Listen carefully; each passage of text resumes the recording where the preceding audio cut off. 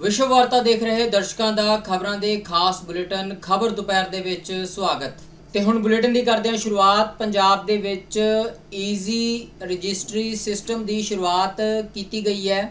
ਇਸ ਦੇ ਨਾਲ ਪੰਜਾਬ ਦੇ ਵਿੱਚ ਜ਼ਮੀਨਾਂ ਦੀਆਂ ਰਜਿਸਟਰੀਆਂ ਕਰਵਾਉਣ ਦੀ ਪ੍ਰਕਿਰਿਆ ਨੂੰ ਹੋਰ ਵੀ ਆਸਾਨ ਬਣਾਇਆ ਜਾਵੇਗਾ। ਪੰਜਾਬ ਦੇ ਮੁੱਖ ਮੰਤਰੀ ਭਗਵੰਤ ਸਿੰਘ ਮਾਨ ਨੇ ਮੋਹਾਲੀ ਦੇ ਵਿੱਚ ਨਵੀਂ ਈਜ਼ੀ ਰਜਿਸਟ੍ਰੇਸ਼ਨ ਪ੍ਰਣਾਲੀ ਦੀ ਸ਼ੁਰੂਆਤ ਕੀਤੀ ਹੈ। ਆਉਣ ਵਾਲੇ ਦਿਨਾਂ ਦੇ ਵਿੱਚ ਪੂਰੇ ਸੂਬੇ ਦੇ ਵਿੱਚ ਇਹ ਯੋਜਨਾ ਲਾਗੂ ਹੋਵੇਗੀ। ਤੁਹਾਨੂੰ ਦੱਸ ਦਈਏ ਕਿ ਸੂਬੇ ਦੇ ਮੁੱਖ ਮੰਤਰੀ ਭਗਵੰਤ ਸਿੰਘ ਮਾਨ ਅਤੇ ਆਮ ਆਦਮੀ ਪਾਰਟੀ ਦੇ ਸੁਪਰੀਮੋ ਅਰਵਿੰਦ ਕੇਜਰੀਵਾਲ ਨੇ ਇਸ ਪ੍ਰਣਾਲੀ ਨੂੰ ਜਨਤਾ ਨੂੰ ਸਮਰਪਿਤ ਕੀਤਾ ਹੈ। ਸਰਕਾਰ ਨੇ ਦਾਅਵਾ ਕੀਤਾ ਹੈ ਕਿ ਇਸ ਪ੍ਰਣਾਲੀ ਦੇ ਨਾਲ ਆਮ ਲੋਕਾਂ ਨੂੰ ਰਜਿਸਟ੍ਰੇਸ਼ਨ ਲਈ ਤਹਿਸੀਲ ਦਫ਼ਤਰਾਂ ਦੇ ਚੱਕਰ ਨਹੀਂ ਕੱਟਣੇ ਪੈਣਗੇ ਅਤੇ ਉਹ ਸਿਫਾਰਸ਼ਾਂ ਅਤੇ ਦਲਾਲਾਂ ਦੀ ਪਰੇਸ਼ਾਨੀ ਤੋਂ ਵੀ ਮੁਕਤ ਹੋ ਜਾਣਗੇ। ਇਤਿਹਾਸਕ ਦਿਨ ਨੂੰ ਕਵਰ ਕਰਨ ਲਈ ਤੁਸੀਂ ਪਹੁੰਚੇ ਹੋ। ਖਾਸ ਤੌਰ ਤੇ ਸਾਡੀ ਪਾਰਟੀ ਦੇ national convener Arvind Kejriwal ji specially ਅੱਜ ਦਾ ਦਿਨ ਪੰਜਾਬ ਲਈ ਕੱਢ ਕੇ ਆਏ ਨੇ ਤੇ ਇਹ ਦੇਖਣ ਲਈ ਕਿ ਸਿਸਟਮ ਜਿਹੜਾ ਚਾਹੁੰਦੇ ਆ ਉਹ ਆਨਲਾਈਨ ਹੋ ਗਿਆ, ਕਿਵੇਂ ਸਾਰਿਆਂ ਨੂੰ ਮਿਲ ਕੇ ਆਏ ਆ, ਕਿੱਥੋਂ ਸ਼ੁਰੂਆਤ ਹੁੰਦੀ ਹੈ ਰਿਸੈਪਸ਼ਨ ਤੋਂ ਕਿੱਥੇ ਤੱਕ ਸਟੈਪ ਜਿਹੜੇ 6-7 ਸਟੈਪ ਨੇ ਉਹ ਕਿਵੇਂ ਕਿਵੇਂ ਸਟੈਪ ਵਾਈਜ਼ ਜਿਹੜੀਆਂ ਰਜਿਸਟਰੀਆਂ ਹੋ ਰਹੀਆਂ ਨੇ। ਬੜਾ ਸੌਖਾ ਕੰਮ ਹੈ, ਨਾਮ ਵੀ ਰੱਖਿਆ ਸੌਖੀਆਂ ਰਜਿਸਟਰੀਆਂ, ਨਾ ਦੇਰੀ ਨਾ ਰਿਸ਼ਵਤਖੋਰੀ। ਇੱਕ ਤੁਸੀਂ ਰਜਿਸਟਰੀ ਦੀ ਇੱਕ ਡਰਾਫਟ ਹੈ ਉਹ ਪੋਰਟਲ ਤੇ ਜਾ ਕੇ ਤੁਸੀਂ ਜਾਂ ਵੈਬਸਾਈਟ ਤੇ ਜਾ ਕੇ ਉਹ ਡਰਾਫਟ ਨੂੰ ਡਾਊਨਲੋਡ ਕਰ ਸਕਦੇ ਹੋ। ਉਹ ਬਣਿਆ ਬਣਾਇਆ ਉਹ 'ਚ ਤੁਸੀਂ ਆਪਣਾ ਜਿੰਨੀ ਤੁਹਾਡਾ ਕਲੈਕਟਰ ਰੇਟ ਹੈ ਜਾਂ ਤੁਹਾਡੀ ਜ਼ਮੀਨ ਦਾ ਖਸਰਾ ਨੰਬਰ ਉਹ ਸਭ ਕੁਝ ਆ ਜਾਊਗਾ। ਉਹ ਭਰ ਕੇ ਤੁਸੀਂ ਘਰੋਂ ਵੀ ਅਨਸਾਈਨਡ ਕਾਪੀ ਜਿਹੜੀ ਹੈ ਉਹ ਇੱਥੇ ਭੇਜ ਸਕਦੇ ਹੋ। 48 ਘੰਟੇ ਦੇ ਵਿੱਚ ਵਿੱਚ ਜਿਹੜਾ ਸਬ ਰਜਿਸਟਰਾਰ ਹੈ ਉਹ ਕੋਈ ਇਤਰਾਜ਼ ਲਾ ਸਕਦਾ। ਜੇ 48 ਘੰਟੇ 'ਚ ਇਤਰਾਜ਼ ਨਾ ਆਇਆ ਤਾਂ ਇਹਨੂੰ ਸਹੀ ਮੰਨਿਆ ਜਾਊਗਾ ਤੇ ਉਸ ਇਤਰਾਜ਼ ਤੇ ਡਿਪਟੀ ਕਮਿਸ਼ਨਰ ਤੇ ਐਸਡੀਐਮ ਦੀ ਨਜ਼ਰ ਰਹੂਗੀ। ਉਸੇ ਵੇਲੇ ਉਹ ਇਤਰਾਜ਼ WhatsApp ਤੇ ਉਸ ਬੰਦੇ ਨੂੰ ਵੀ ਪਹੁੰਚ ਜਾਊਗਾ ਵੀ ਆਹ ਇਤਰਾਜ਼ ਲੱਗਿਆ। ਉਹਨਾਂ ਨੂੰ ਮੌਕਾ ਦਿੱਤਾ ਜਾਊਗਾ ਪਾਰਟੀਆਂ ਨੂੰ ਕਿ ਇਤਰਾਜ਼ ਕਲੀਅਰ ਕਰ ਦਿਓ। ਕੋਈ ਇਤਰਾਜ਼ ਕਲੀਅਰ ਨਾ ਹੋ ਗਏ ਉਹ ਤੋਂ ਬਾਅਦ ਕੋਈ ਪ੍ਰੋਬਲਮ ਨਹੀਂ ਤਾਂ ਫਿਰ ਜਾਂ ਉਹ ਇੱਥੇ ਆ ਕੇ ਵੀ ਸੇਵਾ ਕੇਂਦਰ ਦਾ ਕਾਊਂਟਰ ਲੱਗਿਆ ਹੋਇਆ ਇੱਥੇ ਆ ਕੇ ਵੀ ਰਜਿਸਟਰੀ ਲਿਖਾ ਸਕਦੇ ਆ। ਇੱਕ ਵਕੀਲ ਤੇ ਇੱਕ ਰਿਟਾਇਰਡ ਪਟਵਾਰੀ ਇੱਥੇ ਬੈਠੇ ਨੇ ਤੇ ਉਹ ਵੀ ਰਜਿਸਟਰੀ ਲਿਖ ਦੇਣਗੇ। ਇੱਥੇ 550 ਰੁਪਈਆ ਫੀਸ ਹੈ। ਤੇ ਪਹਿਲਾਂ ਸਾਨੂੰ ਇਹੀ ਨਹੀਂ ਪਤਾ ਲੱਗਦਾ ਸੀ ਰਜਿਸਟਰੀ ਲਿਖਾਈਏ ਕਿੱਥੋਂ, ਇੱਥੇ ਹੀ ਘੁੰਮਦੇ ਰਹਿੰਦੇ ਸੀ। ਉਹ ਕਹਿੰਦੇ ਸੀ ਇੱਧਰ ਚੱਲ ਜਾ ਇੱਧਰ ਚੱਲ ਜਾ। ਕੁਛ ਜਿਹੜੇ ਲਿਖਦੇ ਸਾਰੇ ਤਾਂ ਨਹੀਂ ਮੈਂ ਕਹੂੰਗਾ, ਕੁਛ ਐਸੇ ਵੀ ਸੀ ਜਿਹੜੇ ਮਤਲਬ ਏਜੰਟ ਬਣੇ ਹੋਏ ਸੀ ਤਹਿਸੀਲਦਾਰਾਂ ਦੇ ਕਿ ਆਹ ਕੀ ਕਰਾਈ ਫਿਰਦਾ, ਕਿੱਥੋਂ ਲਿਖਾਈ ਫਿਰਦਾ, ਮੈਂ ਕਰਦਾ ਠੀਕ ਹੈ ਇੰਨੇ ਪੈਸੇ ਲੱਗਣਗੇ ਨਾ। ਸੋ ਉਹ ਬਿਲਕੁਲ ਸਾਰਾ ਕੁਝ ਖਤਮ ਹੋ ਜਾਊਗਾ। ਫਿਰ ਨਾਲ ਹੀ ਸਕਰੀਨ ਤੇ ਤੁਹਾਨੂੰ ਜਿਸ ਆਰਡਰ 'ਚ ਤੁਸੀਂ ਆਓਗੇ ਤੁਹਾਡਾ 12ਵਾਂ ਨੰਬਰ ਆ ਗਿਆ, 12ਵਾਂ ਮਿਲ ਗਿਆ ਤੁਹਾਨੂੰ ਤਾਂ 12ਵੇਂ ਨੰਬਰ ਦੀ ਜਿਹੜੀ ਜਿਵੇਂ ਅੰਬੈਸੀਆਂ ਦੇ ਵਿੱਚ ਚੱਲਦਾ ਕਿ ਇਸ ਵਕਤ ਟੋਕਨ ਨੰਬਰ 25 ਚੱਲ ਰਿਹਾ, ਇਸ ਵਕਤ 26 ਚੱਲ ਰਿਹਾ, ਇਸ ਵਕਤ ਟੋਕਨ ਨੰਬਰ 7 ਚੱਲ ਰਿਹਾ ਸੀ, ਕਿਸੇ ਦਾ 12ਵਾਂ ਨੰਬਰ ਸੀ, ਉਹ ਕਹਿੰਦੇ ਸੀ 4-5 ਬਾਅਦ ਮੇਰੀ ਵਾਰੀ ਆ ਜਾਊਗੀ ਜੀ। ਲਿਖਿਆ ਹੋਇਆ ਸਾਰਾ ਕੁਝ। ਦੋ ਸਬ ਰਜਿਸਟਰ ਇੱਥੇ ਬੈਠੇ ਨੇ, ਦੋ ਲਗਾਤਾਰ ਐਟ ਰੀਅਲ ਟਾਈਮ ਤੇ ਤੁਹਾਨੂੰ ਸਾਰਾ ਕੁਝ ਸਾਰੇ ਮੈਸੇਜ ਰੀਅਲ ਟਾਈਮ ਤੇ ਤੁਹਾਨੂੰ WhatsApp ਤੇ ਮਿਲਦੇ ਰਹਿਣਗੇ। ਇੱਕ ਹੋਰ ਜਿਹੜਾ ਇਤਿਹਾਸਿਕ ਕਦਮ ਹੈ ਕਿਉਂਕਿ ਮੋਹਾਲੀ ਤੋਂ ਅਸੀਂ ਸ਼ੁਰੂ ਕੀਤਾ ਹੈ, ਹਜੇ ਸਾਰੇ ਪੰਜਾਬ 'ਚ ਸਾਨੂੰ 1.5 ਤੋਂ 2 ਮਹੀਨੇ ਲੱਗ ਜਾਣਗੇ, ਪਰ ਮੋਹਾਲੀ 'ਚ ਕਾਮਯਾਬ ਹੋ ਗਿਆ। ਕਈ ਦਿਨਾਂ ਤੋਂ ਸ਼ੁਰੂ ਕੀਤਾ ਸੀ, ਅੱਜ ਅਸੀਂ ਪੂਰਾ ਇਹਨੂੰ ਵਰਕਿੰਗ ਦੇ ਵਿੱਚ ਦੇਖਿਆ। ਇਹ ਨਹੀਂ ਹੈਗਾ ਕਿ ਤੁਸੀਂ ਮੋਹਾਲੀ ਹੀ ਰਜਿਸਟਰੀ ਕਰਾਉਣੀ ਹੈ ਜਾਂ ਖਰੜ ਹੀ ਕਰਾਉਣੀ ਹੈ। ਮੋਹਾਲੀ ਜ਼ਿਲ੍ਹੇ 'ਚ 7 ਸਬ ਰਜਿਸਟਰਾਰ ਨੇ, ਡੇਰਾਬੱਸੀ ਵੀ ਹੈ, ਜੀਰਕਪੁਰ ਵੀ ਹੈ, ਖਰੜ ਹੈ, ਮੋਹਾਲੀ ਹੈ। ਤੁਸੀਂ ਕਿਸੇ ਕੋਲੇ ਵੀ ਜਾ ਸਕਦੇ ਹੋ। ਜ਼ਿਲ੍ਹੇ ਦੇ ਵਿੱਚ ਜਿਹੜੀ ਮਰਜ਼ੀ ਤਹਿਸੀਲ ਜਾਂ ਸਬ ਤਹਿਸੀਲ 'ਚ ਤੁਸੀਂ ਰਜਿਸਟਰੀ ਕਰਾ ਸਕਦੇ ਹੋ। ਇਹ ਜ਼ਰੂਰੀ ਨਹੀਂ ਹੈ ਕਿ ਇੱਥੇ ਰਸ਼ ਹੈ ਤੇ ਤੁਹਾਨੂੰ ਇੱਥੇ ਹੀ ਬਹਿਣਾ ਪੈਣਾ ਜਾਂ ਕੱਲ੍ਹ ਨੂੰ ਆਉਣਾ ਪੈਣਾ। ਡੇਰਾਬੱਸੀ ਹੋ ਸਕਦਾ ਬਿਲਕੁਲ ਖਾਲੀ ਪਿਆ ਹੋਵੇ, ਉੱਥੇ ਚੱਲ ਜਾਓ। ਜੀਰਕਪੁਰ ਜਾਂ ਖਰੜ ਖਾਲੀ ਪਿਆ ਹੋਵੇ, ਉੱਥੇ ਚੱਲ ਜਾਓ। ਉਹ ਤਾਂ ਆਨਲਾਈਨ ਆਉਣਾ, ਸਾਰਾ ਕੁਝ ਰਿਕਾਰਡ ਤੇ ਆ ਜਾਣਾ। ਸੋ ਬੜਾ ਚੈੱਕ ਕਰਨ ਦਾ ਵੀ ਇਹ ਵੀ ਕੋਈ ਫੇਕ ਰਜਿਸਟਰੀ ਨਾ ਹੋ ਜੇ ਜਾਂ ਫੇਕ ਨਾ ਕੋਈ ਡਾਕੂਮੈਂਟ ਲਾ ਜੇ, ਉਹਦਾ ਚੈੱਕ ਕਰਨ ਦਾ ਸਿਸਟਮ ਵੀ ਹੈ। ਡਿਪਟੀ ਕਮਿਸ਼ਨਰ ਅਕਾਊਂਟੇਬਲ ਹੋਊਗਾ ਜ਼ਿਲ੍ਹੇ ਦਾ। ਜੇ ਕੋਈ ਗਲਤ ਰਜਿਸਟਰੀ ਹੋ ਗਈ ਜਾਂ ਕੋਈ ਗਲਤ ਡਾਕੂਮੈਂਟ ਪਾਸ ਹੋ ਗਿਆ ਉਹਨਾਂ ਦੀਆਂ ਅੱਖਾਂ ਦੇ ਵਿੱਚ ਦੀ ਤਾਂ ਫਿਰ ਡਿਪਟੀ ਕਮਿਸ਼ਨਰ ਅਕਾਊਂਟੇਬਲ ਹੋਊਗਾ ਤੇ ਜ਼ਿੰਮੇਵਾਰੀ ਜਿਹੜੀ ਹੈ ਉਹ ਤੈਅ ਕੀਤੀ ਗਈ ਹੈ ਪ੍ਰੋਪਰ। ਤੇ ਕੋਈ ਰਿਸ਼ਵਤ ਨਹੀਂ, ਜਿੰਨੀ ਫੀਸ ਬਣਦੀ ਆ ਉਨੀ ਫੀਸ ਲੱਗੂਗੀ। ਤੇ ਇੱਥੋਂ ਜਿਹੜੇ ਜਿਨ੍ਹਾਂ ਨੂੰ ਅਸੀਂ ਮਿਲਿਆ, ਅਸੀਂ ਉਹ ਕਹਿੰਦੇ ਸੀ ਪਹਿਲਾਂ ਵੀ 2-3 ਵਾਰੀ ਆਏ ਆ, ਇਸ ਬਿਲਡਿੰਗ 'ਚ ਵੜਨ ਵੇਲੇ ਵੀ ਡਰ ਲੱਗਦਾ ਤੇ ਇਸ ਬਿਲਡਿੰਗ 'ਚੋਂ ਨਿਕਲਣ ਵੇਲੇ ਵੀ ਐਂ ਲੱਗੀ ਜਾਂਦਾ ਰਹਿੰਦਾ ਵੀ ਇੱਕ ਵਾਰੀ ਸੁੱਖ ਸਾਂਦ ਨਾਲ ਨਿਕਲ ਜੀਏ, ਕਿਤੇ ਹੋਰ ਨਾ ਕੋਈ ਸਿਆਪਾ ਪੈ ਜੇ। ਮਤਲਬ ਤੁਸੀਂ ਦੇਖੋ, ਜੇ ਜਸਵਿੰਦਰ ਸਿੰਘ ਨੂੰ ਜਗਵਿੰਦਰ ਸਿੰਘ ਲਿਖਤਾ ਕਿਸੇ ਪਟਵਾਰੀ ਨੇ, ਉਹ ਜਸਵਿੰਦਰ ਨੂੰ ਜਗਵਿੰਦਰ ਬਣਨ ਵਿੱਚ 10 ਸਾਲ ਲੱਗ ਜਾਂਦੇ। ਉਹ ਕਹਿੰਦਾ ਗੱਗੇ ਦੇ ਐਂ ਥੋੜੀ ਜਿਹੀ ਗਾਂ ਕਰਨੀ ਸੀ, ਗੱਗੇ ਦਾ ਹੀ ਸੱਸਾ ਬਣਦਾ ਨਾ। ਜਗਵਿੰਦਰ ਲਿਖਤਾ ਜਸਵਿੰਦਰ ਸੀ, ਐਂ ਕਰਨ ਨੂੰ 10 ਸਾਲ ਲੱਗ ਜਾਂਦੇ, ਪਤਾ ਨਹੀਂ ਕਿੰਨੇ ਪੈਸੇ ਲੱਗ ਜਾਂਦੇ। ਆਪਦੇ ਆਪ ਨੂੰ ਸਾਬਤ ਕਰਦੇ ਰਹਿੰਦੇ। ਬਲੱਡ ਰਿਲੇਸ਼ਨ 'ਚ ਬਾਪੂ ਆਪਣੇ ਬੇਟੇ ਨੂੰ ਜ਼ਮੀਨ ਦੇਣ ਆਇਆ, ਤੂੰ ਆਹ ਲਿਆ, ਤੂੰ ਉਹ ਲਿਆ, ਤੂੰ ਆਹ ਨਾ ਲਿਆ, ਇੱਥੋਂ ਲਿਆ, ਉਹ ਉੱਧਰੋਂ ਲਿਆ। ਇੱਥੇ ਇੱਕ ਬਿਲਡਿੰਗ 'ਚ ਵੜੋਗੇ, ਏਸੀ ਬਿਲਡਿੰਗ ਹੈ, ਪਾਣੀ ਹੈ ਪੀਣ ਨੂੰ, ਵਧੀਆ ਬਾਥਰੂਮ ਨੇ, ਵੇਟਿੰਗ ਏਰੀਆ। ਤੁਸੀਂ ਮੈਨੂੰ ਨਹੀਂ ਲੱਗਦਾ ਅੱਧੇ ਘੰਟੇ ਤੋਂ ਬਾਅਦ ਤੁਹਾਨੂੰ ਟਾਈਮ ਲੱਗੂਗਾ ਤੇ ਰਜਿਸਟਰੀ ਕਰਾ ਕੇ ਤੁਸੀਂ ਬਾਹਰ ਜਾਓ। ਸਾਰਾ ਕੁਝ ਤੁਹਾਡਾ ਰਿਕਾਰਡ ਸਾਰਾ WhatsApp ਤੇ ਆ ਜਾਊਗਾ। WhatsApp ਤੇ ਤੁਹਾਡੇ ਕੋਲੇ ਜੇ ਇਤਰਾਜ਼ ਆ ਗਿਆ ਕੋਈ, ਤਾਂ ਇਤਰਾਜ਼ ਦਾ ਜਿਹੜਾ ਤੁਹਾਡੇ ਕੋਲੇ ਮੈਸੇਜ ਆਊਗਾ, ਉਹ 'ਚ ਇੱਕ ਲਿੰਕ ਵੀ ਆਊਗਾ। ਉਹ ਲਿੰਕ ਹੈ ਸਿੱਧਾ DC ਨੂੰ ਕਰ ਸਕਦੇ ਹੋ ਤੁਸੀਂ ਉਸ ਨੂੰ ਫਾਰਵਰਡ। ਤੇ ਲਿੰਕ ਹੈ ਵੀ ਜੇ ਤੁਹਾਡੇ ਤੋਂ ਪੈਸੇ ਮੰਗੇ ਨੇ, ਲਿੰਕ ਇਹ ਹੈ ਕਿਸੇ ਨੇ ਤੁਹਾਡੇ ਤੋਂ ਰਿਸ਼ਵਤ ਮੰਗਣ ਦੀ ਕੋਸ਼ਿਸ਼ ਕੀਤੀ ਤਾਂ ਉਹਦਾ ਵੀ ਤੁਸੀਂ ਉੱਥੇ ਦੇ ਸਕਦੇ ਹੋ। ਸੋ ਇਸ ਕਰਕੇ ਜੋ ਅਸੀਂ ਕਰਪਸ਼ਨ ਫ੍ਰੀ, ਭ੍ਰਿਸ਼ਟਾਚਾਰ ਮੁਕਤ ਪੰਜਾਬ ਕਰਨ ਦੀ ਗਾਰੰਟੀ ਦਿੱਤੀ ਸੀ, ਉਹ ਗਾਰੰਟੀ ਦਾ ਪਹਿਲੀ ਪੌੜੀ ਅੱਜ ਅਸੀਂ, ਵੈਸੇ ਤਾਂ ਬਹੁਤ ਸਾਰੇ ਭ੍ਰਿਸ਼ਟਾਚਾਰੀ ਨੂੰ ਫੜ ਕੇ ਅੰਦਰ ਕਰ ਚੁੱਕੇ ਹਾਂ, ਪਰ ਜਿਹੜਾ ਤਹਿਸੀਲਾਂ ਦਾ ਭ੍ਰਿਸ਼ਟਾਚਾਰ ਸੀ ਉਹ ਗੁੰਝਲਦਾਰ ਸੀ, ਬਹੁਤ ਕੁੰਡੀਆਂ ਛੱਡੀਆਂ ਹੋਈਆਂ ਸੀ, ਲੂਪਹੋਲਸ। ਸੋ ਸਾਰੇ ਖਤਮ ਕਰਕੇ ਸਿੱਧਾ ਆਨਲਾਈਨ ਹੋ ਗਿਆ। ਤੁਸੀਂ ਪਲੀਜ਼ ਅੰਦਰ ਜਾ ਕੇ ਵੀ, ਪ੍ਰੈਸ ਕਾਨਫਰੰਸ ਤੋਂ ਬਾਅਦ ਅੰਦਰ ਜਾ ਕੇ ਵੀ ਜਿਹੜੇ ਲੋਕ ਆਏ ਹੋਏ ਨੇ ਉਹਨਾਂ ਨੂੰ ਪੁੱਛਿਓ ਕਿੰਨਾ ਕੁ ਟਾਈਮ ਲੱਗਿਆ, ਪਹਿਲਾਂ ਤੇ ਹੁਣ ਦੇ ਐਕਸਪੀਰੀਅੰਸ 'ਚ ਕਿੰਨਾ ਫਰਕ ਹੈ, ਤੇ ਸਾਰਾ ਕੁਝ ਦਿਖਾਇਓ। ਤੇ ਮੈਨੂੰ ਉਮੀਦ ਹੈ ਕਿ ਇਹ ਪੋਜ਼ੀਟਿਵ ਖਬਰਾਂ ਜਿਹੜੀਆਂ ਆਉਣ ਲੱਗੀਆਂ ਨੇ ਹੁਣ, ਇਹ ਪੰਜਾਬ ਲਈ ਸੁਖਦ ਨੇ। ਬਹੁਤ ਪੀੜਤ ਸੀ ਲੋਕ ਇਸ ਮਤਲਬ ਭ੍ਰਿਸ਼ਟਾਚਾਰ ਤੋਂ, ਤੇ ਅਸੀਂ ਹੁਣ ਇਹ ਨਹੀਂ ਕਹਿੰਦੇ ਕਿ 100% ਹੀ ਖਤਮ ਕਰਤਾ, ਪਰ ਸਾਡੀਆਂ ਨੀਤਾਂ ਸਾਫ਼ ਨੇ ਤੇ ਕੋਸ਼ਿਸ਼ਾਂ ਜਾਰੀ ਨੇ।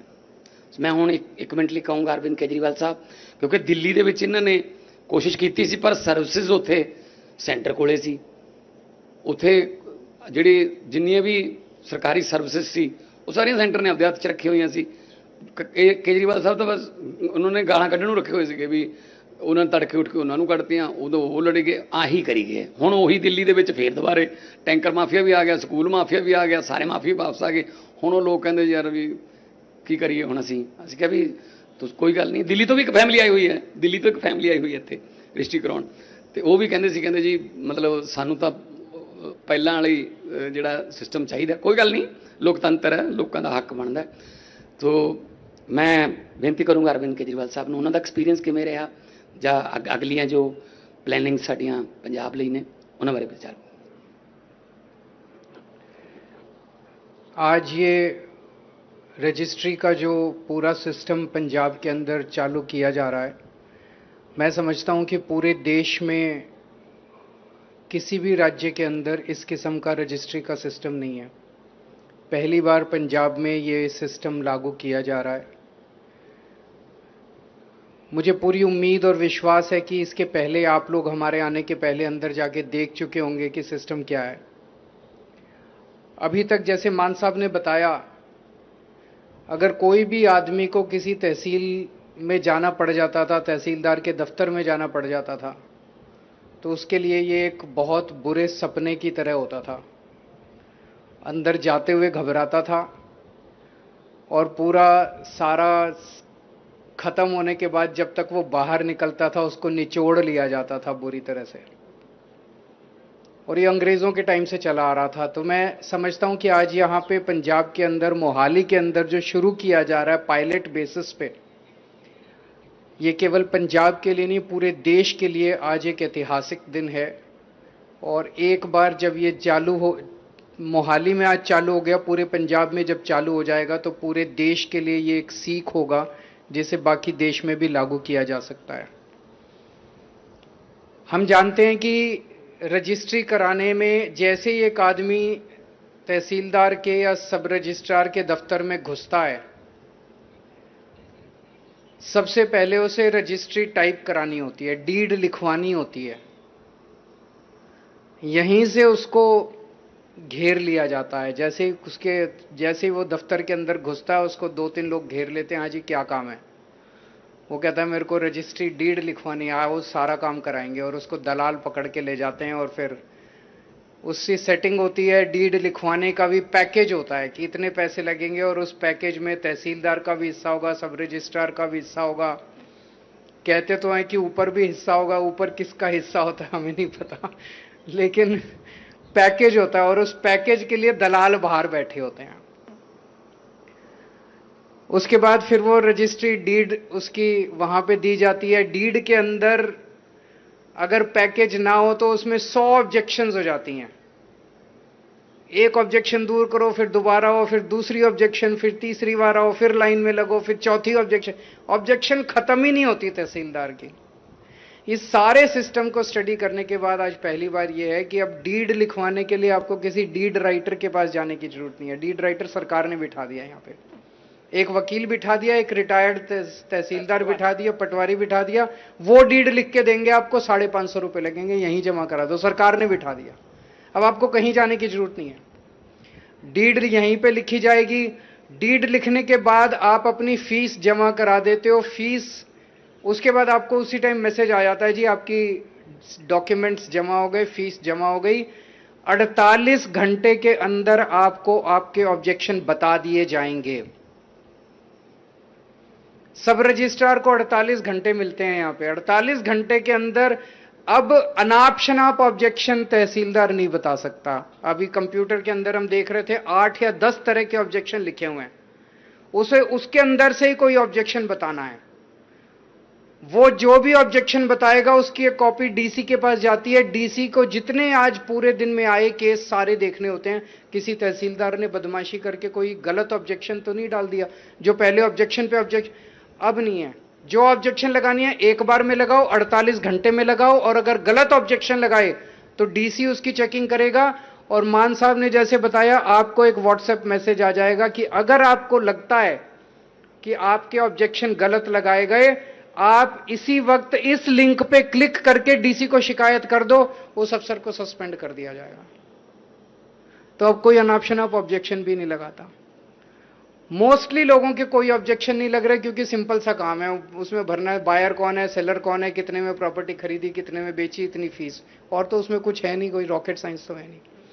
उसके बाद उसको बुलाया जाता है कि इतनी तारीख को आ जाओ, इतनी तारीख को आके इतने बजे आपको दोनों को, बायर को और सेलर को पेश होना होता है। वो अपनी फोटो खिंचाते हैं और डीड। अभी हम 3-4 लोगों से मिले जिनका सारा काम हो गया था, जो डीड लेके जा रहे थे। उनके चेहरे की खुशी दिखाती है कि वो पहले तहसीलदार के दफ्तर से अगर कोई निकलता था तो उसका चेहरा देख के पता चल जाता था, निचोड़ लिया बेचारे को पूरी तरह से। आज उनके चेहरे की खुशी दिखाती है कि व्यवस्था बदल गई है, सिस्टम बदल गया है। और एक चीज जो सबसे बड़ी सिस्टम में की गई है, पहले आप जहां रहते थे, जहां की प्रॉपर्टी है, उसके हिसाब से आपको उसी सब रजिस्ट्रार या उसी तहसीलदार के पास जाना पड़ता था। अब उसकी मोनोपोली हो गई, उसकी गुंडागर्दी हो गई, आपको जाना उसी के पास है। तो वो अनाप शनाप ऑब्जेक्शन लगा रहा है। अब आप किसी भी सब रजिस्ट्रार के पास जा सकते हो। अगर ये बदमाश है उसके पास चले जाओ, वो बदमाश है उसके पास चले जाओ।